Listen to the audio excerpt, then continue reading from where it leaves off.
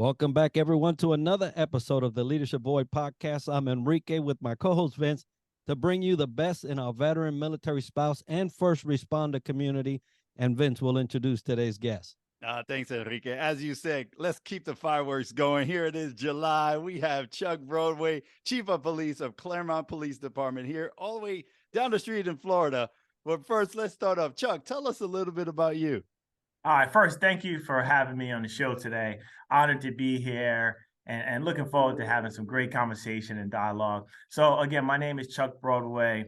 Had the honor and privilege of serving as the Chief of Police for the Clermont Police Department. A little bit about my background. Always wanted to be a cop growing up. Was very passionate about it.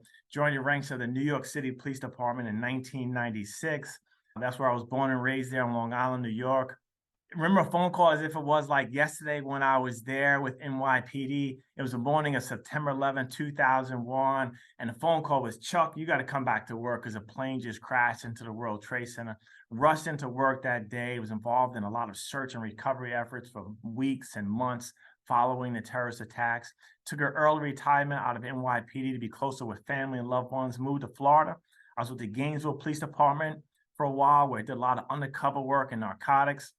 From there, I went to the state law enforcement agency, which is the Florida Department of Law Enforcement, rose through the ranks there as a special agent supervisor. My last assignment there was the public integrity unit, where we investigated allegations of corruption of political officials, public officials. And we also did investigations of law enforcement involved shootings throughout the Central Florida area.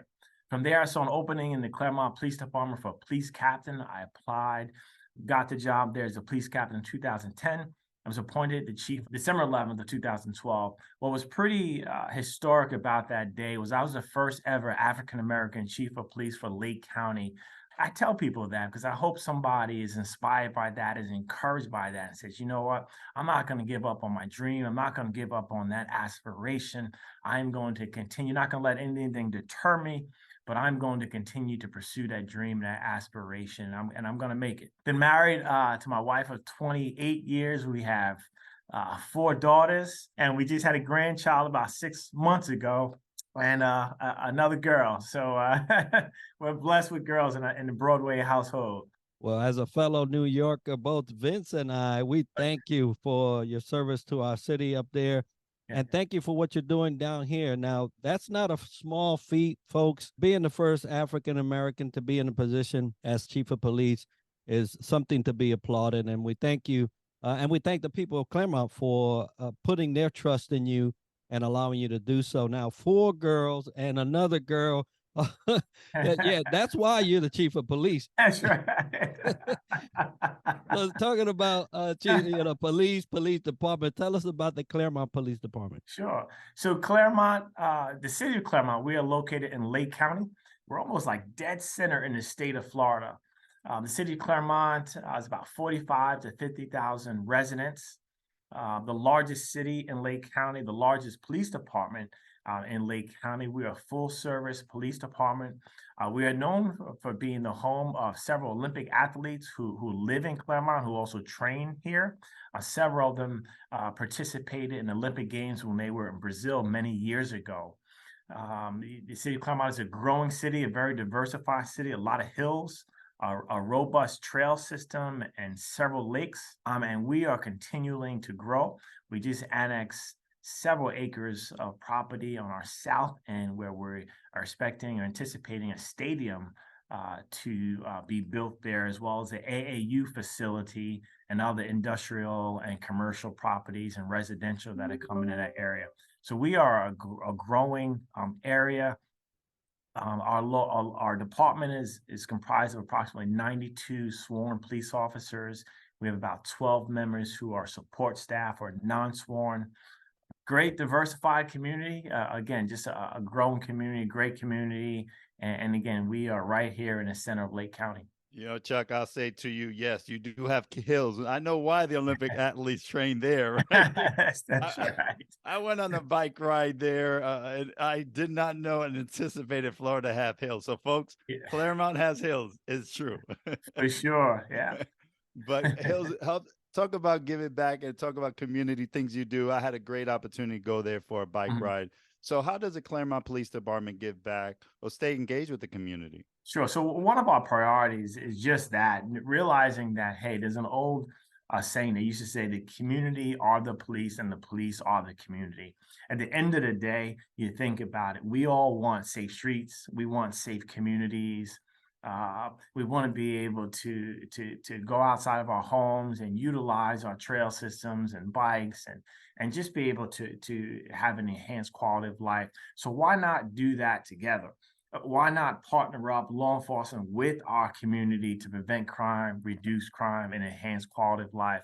I realized many years ago that, hey, we are more effective and we are more efficient when we strive to reach those goals and meet those objectives together. So I believe in being very engaged, very ingrained in the community, that it's not uncommon to see law enforcement officers at an event, at a function, at a park, seeing them involved in the community.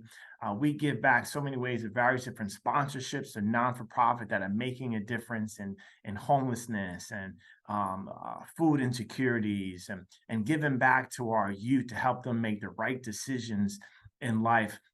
We just hosted a youth academy where we bring kids in from the 8th grade to the 11th grade. They spend a week with us learning of all the ins and out of what law enforcement agency does on a daily basis.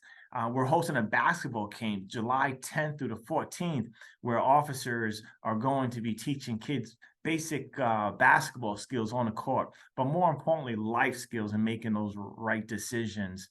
We have a national night out event every single year when we invite the entire community and law enforcement agencies throughout this county, as well as Orange County, where they'll come to our waterfront park and set up static displays. 3,000 to 5,000 people come to that event, and they get a chance to interact and engage with their first responders. Again, just to continue to build those relationships, build those bonds, build trust. At the end of the day, that we are working together to enhance quality of life, reduce crime, and prevent crime. Again, we're stronger, we're more effective when we do that together. Well, I love that perspective. You know, Clermont Police Department and our community are one, and that it truly is inspiring. So what's on the horizon for the Clermont Police Department coming here in the 5 years, let's say? The growth. Again, we just annexed a lot of property on our south end. So that's one thing that we monitor in reference to personnel to show that there's adequate staffing to accommodate that growth. Again, we're looking at a stadium, we're looking at a lot of industrial, a lot of residential apartments, single family homes that are coming on our south end. So we're monitoring that and ensuring that we have adequate staffing to effectively serve our community. One of the fastest growing cities. And we're looking forward to that growth. And it's going to be amazing to see what Clermont's going to look like in the next 5 to 10 years. But that's pretty much on the horizon there. And also, too, I would say also, regarding technology, utilizing a lot of technology to help reduce crime and ensure a safe community. No, absolutely. You know, you coming with the times, the tide of change, right? So technology plays a huge part in that, and the growth of not only your city but also your staff, because you want to keep everyone safe. And Sure. And Clermont Police Department is doing great things. We love everything we're hearing. So thank you. You're very welcome. So Chuck, let's transition and talk a little about leadership. What do you do to continue to sharpen your sword, to stay engaged and proactive in your leadership arena? Sure. So I'm very involved. I try to stay involved in various different conferences, different schools to continue to sharpen my skills, realizing that, leadership is a journey. We never stop learning. There's always something to learn. I can always better myself. There's always rooms for improvement. So I'm part of what you call the Florida Police Chiefs Association, where we have conferences every single year to continue to sharpen our skills. We'll hear from chiefs or CEOs of law enforcement agencies throughout the nation that would come in and basically share their experiences and share their knowledge. I also am honored and humbled that this August I will be installed as the president for the State of Florida Police Chiefs Association, and I'm really looking forward to serving for that year and bringing some initiatives there to help to continue to enhance public safety for the state of Florida. But again, I think it's all about staying engaged, in those courses, continuing to learn, again, that we never, never, never stop learning. I think networking is also important, not just networking with law enforcement leaders, but leaders in general. So that way we continue to have a unique perspective on challenges that we may face, emerging trends, just to continue to be a better leader, a more impactful, effective leader. Absolutely. And you hit it on the head. Leadership requires constant learning, an appetite for growth, and that is the essence of a true leader. We never stop learning. We're always looking for that next golden nugget to help us and also help those that we are serving. So talking about those that we serve, at one time you was on the bottom rung trying to get up to the next step as we were. What advice did you receive that you would like to pass on to an emerging leader today? So I would say first, continue to remain humble. I think ego is a barrier to success. Egos are barriers to progress. Stay humble and going back to that, hey, there's always something to learn, always room for improvement. And again, I think the more humble we are, the more we can continue to learn and be more of effective and efficient leader. I would also say too is that I believe leadership is all about influence. We could be the greatest communicator. We can be enthusiastic, influential, impactful. We can have all of those top 20 leadership traits that Google says are the top 20 or best leadership traits. But the question is, what are we doing with those traits? And what are we doing with those leadership characteristics? And I believe that in order to be an effective leader, we have to utilize those traits to make an impact in the lives of other people, make an impact in our sphere of influence, make an impact in our communities, our agencies, and the people that we are leading. Because at the end of the day, it's not about Chuck Broadway or Chief Broadway. It's about what am I doing with those traits to help someone, to inspire someone, help someone else improve, help someone else be better, help my community, help our community to be safer, help enhance quality of life for all of those in our community. And I think it's always comes down to it's all about influence and making a difference. No, absolutely. You kind of remind me of that dream you had to be a police officer back then, right? Now you wanted to inspire and make a change. So there you are putting into action, doing that influence. So, keep that dream and that alive, not only being the first, but be the next, right? So, and the next president. So of the association. So that's such a good point because, people will ask me sometimes, well, why did you join this profession? And I sincerely joined this profession in 1996 to make a difference in the lives of other people, make a difference in the community that I vow to serve and to protect. Fast forward to today, as the Chief of Police of Clermont, it's the same mission, same goal, make a difference in the lives of other people and make a difference in the community that I vow to serve and to protect. That will be your legacy. I definitely see it coming through. So I love hearing that. So let me ask you a question there, Chuck. How about a leadership aha moment you would love to share with the audience? Anyone you have out there you would like to share? An aha moment for me was that when I started getting into leadership, I came in there, I guess, very operationally strong, right? I did a lot as a police officer. I've done a lot of things in reference to being undercover and community policing units and working various different cases and long-term cases and wiretap cases, just a very operationally strong. And when I first became that supervisor position, leadership position, I realized that a lot of it's, and now at this position, it's always about people. It's about leading people, and leadership is always, always, always about people. And I think if we ever forget that, we ever forget where we come from, where we came from, or if we ever forget that leadership is about people, I think it makes us more ineffective. Because again, I think it's all about influence. It's all about impacting others to lead, impacting others to be better, impacting others to improve, impacting others to achieve their goals collectively as well as individually. But that's my aha moment for me, that leadership is always about people. And that is a fact. If we did not have folks to lead, where we be leading ourselves. Right. That's it, right? So, so it is truly about those that we serve and the people around us. Now, as you were growing up in your profession, you had some times that you had to change. You mentioned just a little while ago the different areas of operations that you had experiencing, and it requires a change of thought, a change of application. But life in general throws at us a lot of change and also challenges. So, what are certain strategies that you use with your team uh, or yourself to deal with change and challenge? Sure. I think for change is inevitable, right? I mean, there are just things in our life that we just can't control. So first thing, I think we just have to accept it that, hey, change is going to come and we just continue to adapt and overcome.